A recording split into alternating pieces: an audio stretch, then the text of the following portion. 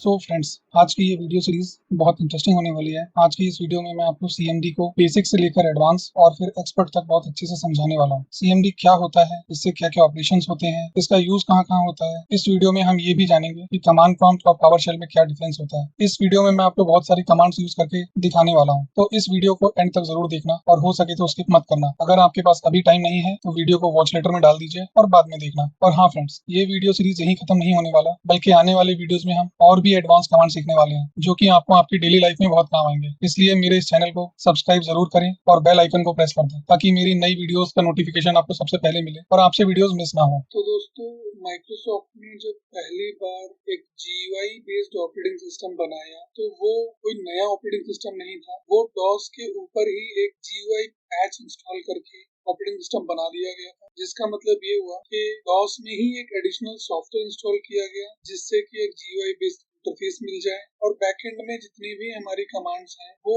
GUI based interface से command receive करके execute होती थी। इसको इस बात से समझा जा सकता है कि विंडोज 98 इंस्टॉल करने के लिए पहले डॉस इंस्टॉल करना होता था, जो कि 3 फ्लॉपियों में होता था। आपको फ्लॉपी से बूट करना होता था और वन बाय वन दूसरी और तीसरी सी फ्लॉपी लगाने के बाद डॉस इंस्टॉल करना होता। उसके बाद 98 जो कि या तो किसी सीडी में होता था या फिर फ्लॉपी में होता था, उसको डॉस में कॉपी कर दिया जाता था और सेटअप फाइल एग्जीक्यूट कर दी जाती थी। हालांकि बाद में विंडो 98 की बूटेबल सीडीज भी अवेलेबल हो गई थी। फ्रेंड्स, विंडो 98 में डॉस का नाम डॉस ही था और उसमें वो सारी इंटरनल कमांड्स अवेलेबल थी जो कि डॉस में पहले थी। कुछ नई कमांड्स इंट्रोड्यूस कर दी गई और इसके आगे आने वाले ऑपरेटिंग सिस्टम में डॉस का नाम बदलकर कमांड प्रॉम्प्ट कर दिया गया और नई इंटरनल कमांड्स भी इंक्लूड होती चली गई जैसे जैसे नए ऑपरेटिंग सिस्टम आते चले गए। बट कमांड प्रॉम्प्ट आज भी विंडोज ऑपरेटिंग सिस्टम का पार्ट है।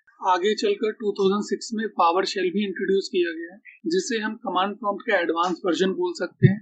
हालांकि पावर शेल के आने के बाद ऐसा नहीं है कि कमांड प्रॉम्प्ट को हटा दिया गया, पावर शेल भी रखा गया और कमांड प्रॉम्प्ट भी रखा गया क्योंकि दोनों का काम करने का तरीका या कमांड्स डिफरेंट होती हैं। स्टार्टिंग में पावर शेल किसी भी ऑपरेटिंग सिस्टम में अलग से इंस्टॉल करना पड़ता था या फिर डाउनलोड करके इंस्टॉल करना होता था। हालांकि बाद में विंडोज 7 और Windows 2008 R2 server operating system में इसे इंक्लूड कर दिया गया, जिसके बाद से आज भी ऑपरेटिंग सिस्टम का बिल्ट इन पार्ट है। तो चलिए जानते हैं कमांड प्रॉम्प्ट और पावर शेल के डिफरेंसेस को। पावर शेल को 2006 में इंट्रोड्यूस किया गया था, जबकि कमांड प्रॉम्प्ट 1981 से चल रहा है। पावर शेल को ओपन करने के लिए जो कमांड है वो पावर शेल है। हमें रन में एक पावर शेल लिखना होता है, जिससे हम पावर शेल का प्रॉम्प्ट ओपन कर सकते हैं या विंडो ओपन कर सकते हैं। कमांड प्रॉम्प्ट को ओपन करने के लिए रन में cmd लिखना होता है। पावर शेल बैच कमांड्स और पावर शेल कमांडलेट्स दोनों को ऑपरेट कर सकता है, यानी कि हम दोनों ही टाइप की कमांड्स वहाँ यूज कर सकते हैं। हम कमांड प्रॉम्प्ट की कमांड्स भी वहाँ यूज कर सकते हैं और पावर शेल की जो अपनी कमांड्स है, नेटिव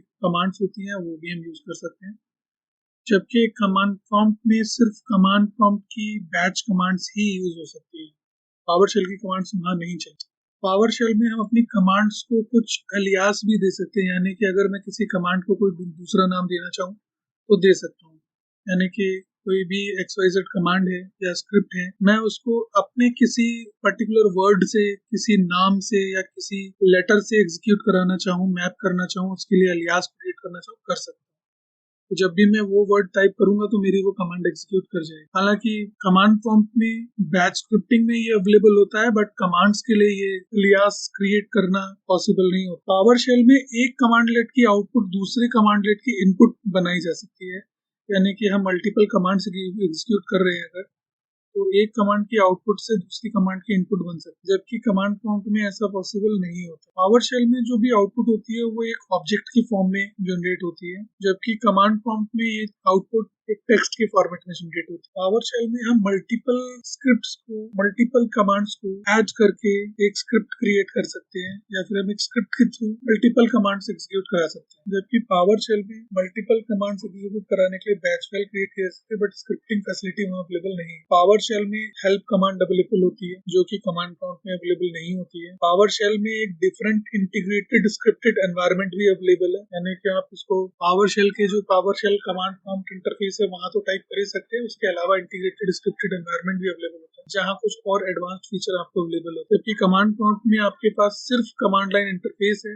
आपको जो भी कमांड चलानी हो वही चलेगी। पावर शेल के थ्रू आप अपने सिस्टम की DLLs को भी एग्जीक्यूट करा सकते हैं, जो कि कमांड प्रॉम्प्ट में अवेलेबल नहीं। मतलब कि कमांड प्रॉम्प्ट में आप लाइब्रेरीज को एक्सेस नहीं कर सकते। पावर शेल WMI से डायरेक्टली इंटीग्रेट किया जा सकता है। पावर शेल को माइक्रोसॉफ्ट क्लाउड प्रोडक्ट से भी इंटीग्रेट किया जा सकता है या कनेक्ट किया जा सकता है, यानी कि आप अपने लैपटॉप में इंस्टॉल्ड पावर शेल से क्लाउड बेस्ड Azure, Office 365 या फिर टीम्स या फिर और भी माइक्रोसॉफ्ट के जितने भी प्रोडक्ट्स क्लाउड बेस्ड प्रोडक्ट हैं उनको मैनेज कर सकते हैं। जबकि ये फैसिलिटी कमांड प्रॉम्प्ट में अवेलेबल नहीं होती है। आप कमांड प्रॉम्प्ट के थ्रू माइक्रोसॉफ्ट के ऑनलाइन प्रोडक्ट्स को मैनेज या कनेक्ट नहीं कर सकते। पावर शेल लिनक्स सिस्टम्स को भी सपोर्ट करता है, जबकि कमांड प्रॉम्प्ट में लिनक्स सिस्टम सपोर्ट अवेलेबल नहीं होता है। पावर शेल लगभग सभी तरीके के प्रोग्राम्स को रन कर सकता है, जबकि कमांड प्रॉम्प्ट सिर्फ कंसोल टाइप प्रोग्राम्स को एग्जीक्यूट करा सकता है। तो हम लोग स्टार्ट करने वाले हैं कमांड प्रॉम्प्ट और हम इसकी बेसिक कमांड सीखेंगे सबसे पहले। तो कमांड प्रॉम्प्ट ओपन करने का क्या क्या तरीके हैं पहले ये देख लो। कमांड प्रॉम्प्ट ओपन करने के लिए हम स्टार्ट में COMMAND कमांड टाइप करके भी इसको ओपन कर सकते हैं। अगर हम क्लिक करेंगे तो कमांड प्रॉम्प्ट ओपन हो जाएगा। हम स्टार्ट क्लिक करके CMD टाइप करेंगे तो भी हम कमांड प्रॉम्प्ट तक जा सकते हैं।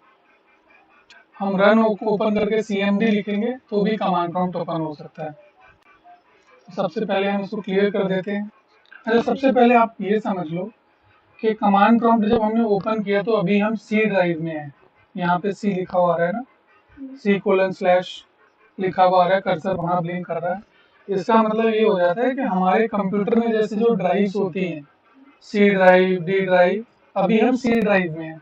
तो यहाँ हम जो भी कमांड चलाएंगे वो हमारे C ड्राइव पे हो रही है। ठीक है, तो मैं सबसे पहले जो कमांड बता रहा हूँ वो कमांड है MD कमांड का मतलब होता है मेक डायरेक्टरी।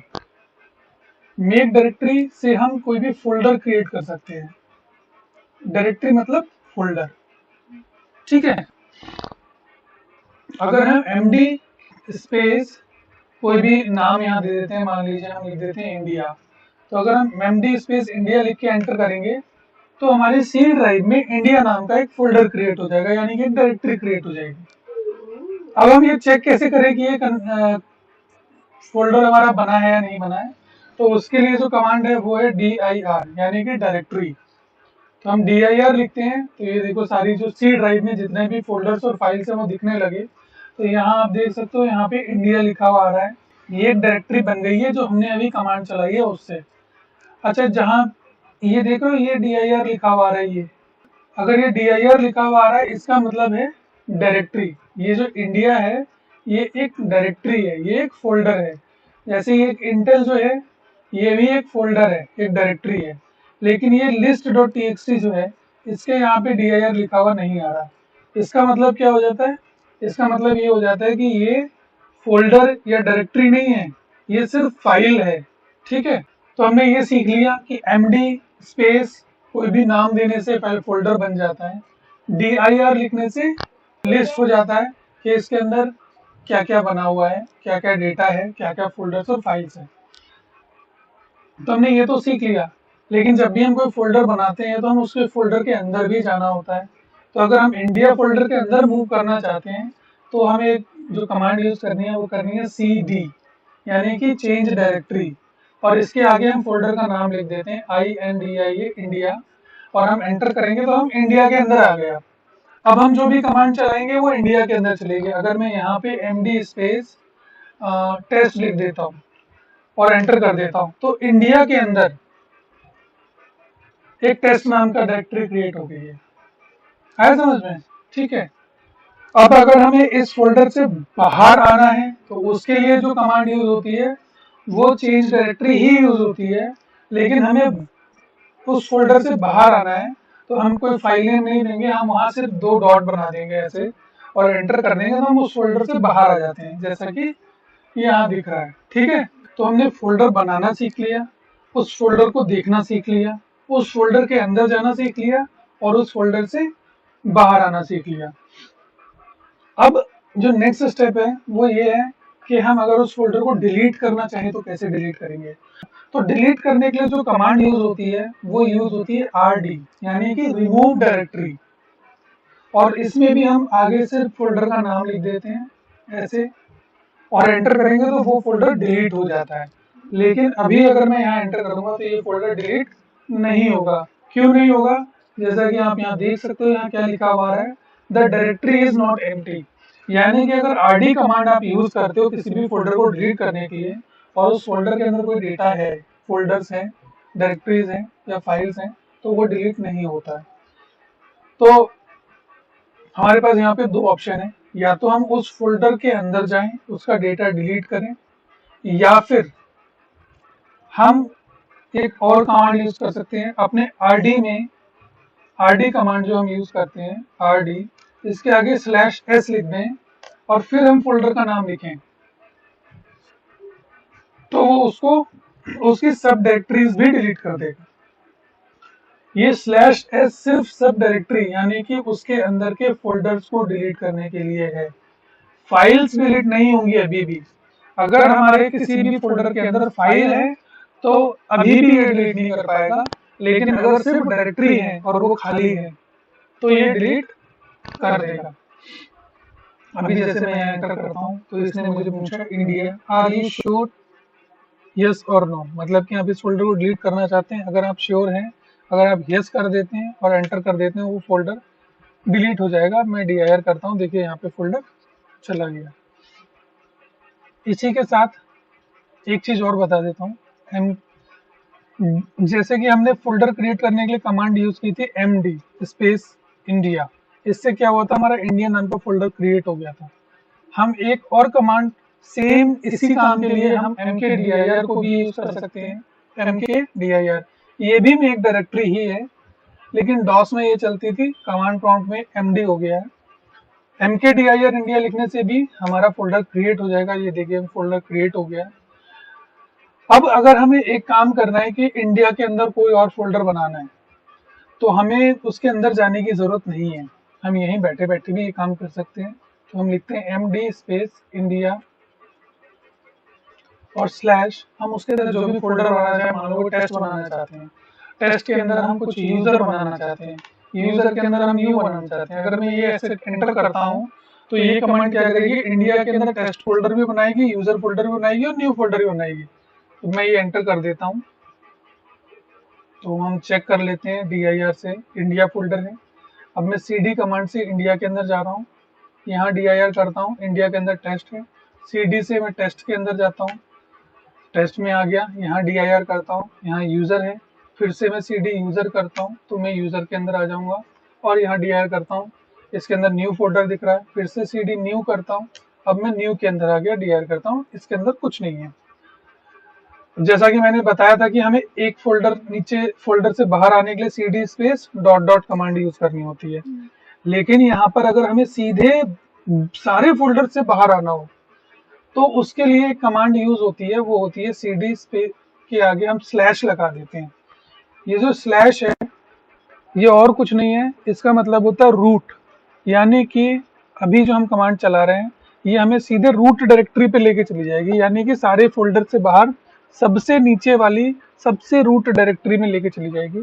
तो मैं यहाँ एंटर करता हूँ तो ये देखो मैं सीधे C ड्राइव पे आ गया, है ना। तो अब हम फिर से इसको अगर हम डिलीट करना चाहें, और अगर हम पिछली बार हमने क्या किया था, इंडिया फोल्डर को डिलीट किया था, अब अगर मैं यहीं बैठे बैठे न्यू फोल्डर को डिलीट करना चाहता हूं जो कि इंडिया के अंदर टेस्ट के अंदर यूजर के अंदर है, तो हम वो भी यहीं बैठे बैठे कर सकते हैं। तो हमारी कमांड जो डिलीट करने के लिए होती है वो यहाँ पे RD यानी रिमूव डायरेक्टरी इंडिया के अंदर टेस्ट, इंडिया के अंदर न्यू, इंडिया के अंदर यूजर के अंदर न्यू। ओके, हमने डिलीट किया, ये देखो इस बार हमारा न्यू फोल्डर डिलीट हुआ होगा। अगर मैं यहाँ पे आपको दिखाता हूँ, सेम चीज मैं dir के साथ करके दिखाता हूँ, dir इंडिया के अंदर टेस्ट के अंदर यूजर। अब ये एम्प्टी होना चाहिए, यूजर के अंदर कुछ नहीं है, यानी कि हमारा न्यू फोल्डर डिलीट हो चुका है। ठीक है। इसके बाद जो अगली कमांड हम सीखने वाले हैं वो कौन सी है, मूव। तो मैं पहले ये इंडिया फोल्डर डिलीट कर देता हूँ, rd स्पेस / इंडिया, यस। और मैं अब 2 फोल्डर बना रहा हूँ ताकि हम मूव कमांड को टेस्ट कर सकें, चेक कर सकें, दिखा सकूँ मैं। तो हम md इंडिया एक फोल्डर बना दिया और md इंडिया के अंदर user1 बना देता हूँ, ठीक है। यानी कि इंडिया के अंदर एक user1 फोल्डर बना दिया है। इसको हम चेक कर लेते हैं। इंडिया के अंदर हमारा, अगर हम इंडिया को देखते हैं तो इंडिया के अंदर user1 है। ऐसे ही हम एक फोल्डर बना रहे हैं चाइना, और चाइना के अंदर हम बना रहे हैं user2। तो अभी जो हमारा, और इसको डीआर करके देख लेते हैं। तो ये देखो, इंडिया के अंदर user1 फोल्डर है और चाइना के अंदर user2 फोल्डर है, ठीक है। अब मैं क्या करूंगा, user2 फोल्डर जो कि चाइना के अंदर है उसको इंडिया के अंदर डालूंगा, और user1 फोल्डर जो कि इंडिया के अंदर है उसको चाइना के अंदर डालूंगा। तो जो कमांड हम यूज करने वाले हैं वो है मूव। मूव कमांड से हम किसी भी फोल्डर के अंदर के कंटेंट को दूसरे फोल्डर के अंदर डाल सकते हैं, ठीक है। जो कमांड हम यूज करने वाले हैं मूव, हमें क्या करना है, इंडिया के अंदर के फोल्डर को मूव करना है। इंडिया के अंदर हमारा user1 है, जिसको हमें मूव करना है चाइना के अंदर, ठीक है। तो हम ऐसे लिख देते हैं, स्लैश भी लगा सकते हैं। तो हमारे मूव इंडिया के अंदर जो user1 फोल्डर है वो चाइना के अंदर मूव हो जाएगा। यहाँ देख सकते हो 1 डायरेक्टरी मूव आ गया। अब मैं dir चाइना करता हूँ तो ये देखिए चाइना के अंदर user1 और user2 आ गया। अब मैं क्या करता हूँ, फिर से मूव कमांड चलाता हूँ। चाइना के अंदर जो user2 है उसको मैं मूव कर देता हूँ इंडिया के अंदर, ठीक है। तो ये 1 डायरेक्टरी मूव आ गया।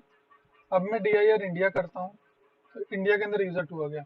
तो मूव कमांड से हमने क्या किया, इंडिया के अंदर जो फोल्डर था उसको चाइना के अंदर मूव कर दिया, और जो चाइना के अंदर फोल्डर था वो हमने इंडिया के अंदर मूव कर दिया, ठीक है। किसी भी फोल्डर को रीनेम करने के लिए जो कमांड यूज होती है वो होती है REN, यानी कि रीनेम। इसको यूज करने के लिए हमें REN स्पेस फोल्डर नेम लिखना होता है। मान लो हम चाइना फोल्डर को रीनेम करना चाहते हैं तो हमें यहाँ चाइना लिखना होगा, या जो भी पाथ होगा हमारा। हम यहाँ पे कुछ नया नाम दे देते हैं, मान लीजिए हम लिख देते हैं China1 और एंटर कर देते हैं। तो हमारा चाइना ना जो फोल्डर है वो China1 बन गया होगा। मैं dir करके चेक करता हूँ तो आप यहाँ देख सकते हो चाइना जो था वो China1 बन गया है। तो हम REN कमांड यूज करके किसी भी फोल्डर को रीनेम कर सकते हैं। जो सिंटेक्स है वो इजी है, पहले आपको REN लिखना है, फिर आपको जो भी सोर्स है वो देना है, उसके बाद डेस्टिनेशन जो भी नया नाम देना है वो देना है, ठीक है। ओके दोस्तों, जो अगली कमांड हम सीखने वाले हैं वो है del, DEL। इस कमांड का यूज फाइल्स को डिलीट करने के लिए होता है। तो जैसे कि हमने RD कमांड सीखा था जिससे कि हम किसी फोल्डर को डिलीट कर सकते हैं, DEL कमांड से हम फोल्डर के अंदर के फाइल्स को डिलीट कर सकते हैं। तो इसके लिए हमें सिर्फ del कमांड लिखना है और हम जो भी पाथ दे देते हैं, मान लीजिए मैं इंडिया लिख देता हूँ। तो इंडिया के अंदर की जितनी भी फाइलें हैं आप यहाँ देख सकते हो, इसने दिया हुआ है कि C:\India/* स्टार एक वाइल्ड कार्ड है, इसके बारे में मैं आगे बताने वाला हूँ ऐसा क्यों है, और इसको हम और डिटेल में समझेंगे। फिलहाल मैं यस कर देता हूँ। तो ये देखेंगे कि ये इंडिया फोल्डर को डिलीट नहीं करता। मैं dir कर देता हूँ, ये देखिए इसने इंडिया फोल्डर को डिलीट नहीं किया है, बल्कि इसने इंडिया फोल्डर के अंदर की फाइल्स को डिलीट किया है, या इंडिया फोल्डर के अंदर के कंटेंट को डिलीट किया है। इसके बाद जो अगली कमांड मैं आपको बताने वाला हूँ वो है CLS। CLS जो कमांड है वो स्क्रीन को क्लियर करने के लिए यूज होती है, इसको आप क्लियर स्क्रीन भी बोल सकते हैं। तो बेसिकली CLS कमांड से आपके स्क्रीन पे जो भी कुछ है सब रिमूव हो जाता है, आपका स्क्रीन बिल्कुल पहले के जैसा खाली हो जाता है। तो मैं देखिए आपको कमांड एग्जीक्यूट करा के दिखाता हूँ। तो देखिए फ्रेंड्स, CLS यूज़ करने से आपकी सारी जो कमांड हिस्ट्री थी, कमांड हिस्ट्री नहीं बोलेंगे, जितने भी आपने कमांड्स एग्जीक्यूट की हुई थी स्क्रीन पे वो सब क्लियर हो गया। तो स्क्रीन को क्लियर कर देता है। तो अगली कमांड मैं आपको बताने वाला हूँ वो है एग्जिट। तो मैंने आपको रन के थ्रू कमांड को ओपन करना सिखा दिया, वैसे तो आप कमांड प्रॉम्प्ट को विंडो को क्रॉस कर देंगे यहाँ से तो भी क्लोज हो जाएगा, बट इससे एग्जिट होने के लिए कमांड भी है जो कि इटसेल्फ EXIT एग्जिट ही होती है। अगर आप एग्जिट लिख के एंटर कर देंगे तो ये आपकी विंडो को क्लोज कर देगा, आप कमांड प्रॉम्प्ट से बाहर आ जाएंगे। मैं यहाँ एंटर कर रहा हूँ। ठीक है फ्रेंड्स, फिर से ओपन कर लेते हैं।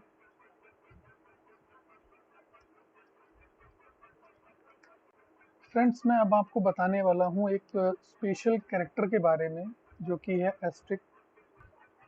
एस्ट्रिक एक वाइल्ड कार्ड कैरेक्टर है, जिसका मतलब ये होता है कि हम इसको किसी भी कैरेक्टर की जगह यूज़ कर सकते हैं, यानी कि एक अल्फ़ाबेट की जगह भी यूज़ हो सकता है, एक नंबर की जगह भी यूज़ हो सकता है। ठीक है, हम समझ लेते हैं कि वाइल्ड कार्ड का यूज़ क्या होता है। तो दोस्तों, जैसे कि अभी अगर मैं यहाँ पे dir कमांड चलाता हूँ तो आप देख सकते हो यहाँ पे मेरा जितना भी डेटा है वो लिस्ट हो गया।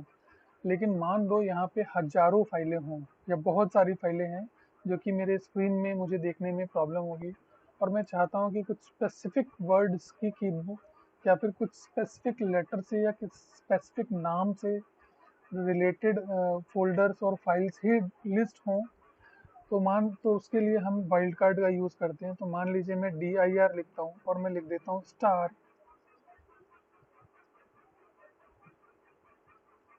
या फिर मैं लिख देता हूँ पी और उसके आगे लगा देता हूँ स्टार, यानी कि पहला कैरेक्टर पी होगा और उसके बाद जो भी होगा वो लिस्ट हो जाएगा। तो अगर मैं यहाँ पे इसको एंटर करता हूँ तो आप देख सकते हो सिर्फ पी वर्ड की डायरेक्टरीज और फाइल्स ही लिस्ट हुई हैं। ऐसे ही मैं इसको अगर dir मान लीजिए मैं इसको कर देता हूँ PR और उसके आगे स्टार लगा देता हूँ, तो ये PR से शुरू होने वाले ही फोल्डर्स को दिखाएगी, बाकी फोल्डर्स को नहीं दिखाएगा। मैं एक बार फिर से थोड़ा सा और आपको समझाने के लिए एक और कमांड चला देता हूँ, dir PS कर देता हूँ और स्टार कर देता हूँ। तो ये देखिए सिर्फ PS, जिन फाइल्स और फोल्डर्स के आगे PS लिखा हुआ है सिर्फ वही लिस्ट हुए हैं। तो दोस्तों, हम इसको थोड़ा और भी एडवांस्ड में यूज़ कर सकते हैं, जैसे कि अगर मैं लिख देता हूँ dir स्टार टूल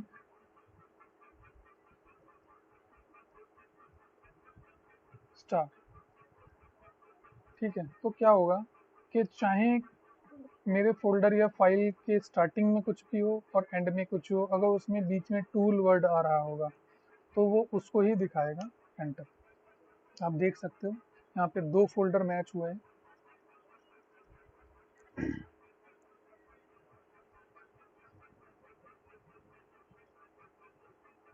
ऐसे ही हम इसका यूज़ एक्सटेंशन वाइज भी कर सकते हैं। तो मैं पहले चेक कर लेता हूँ कि मेरे पास क्या है, आपको समझाने के लिए थोड़ी आसानी हो जाएगी।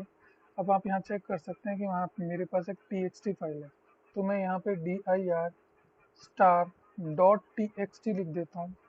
तो मैं इसको ऐसे भी यूज़ कर सकता हूँ, मेरी सिर्फ डॉट txt एक्सटेंशन की फाइल सी लिस्ट हुई है।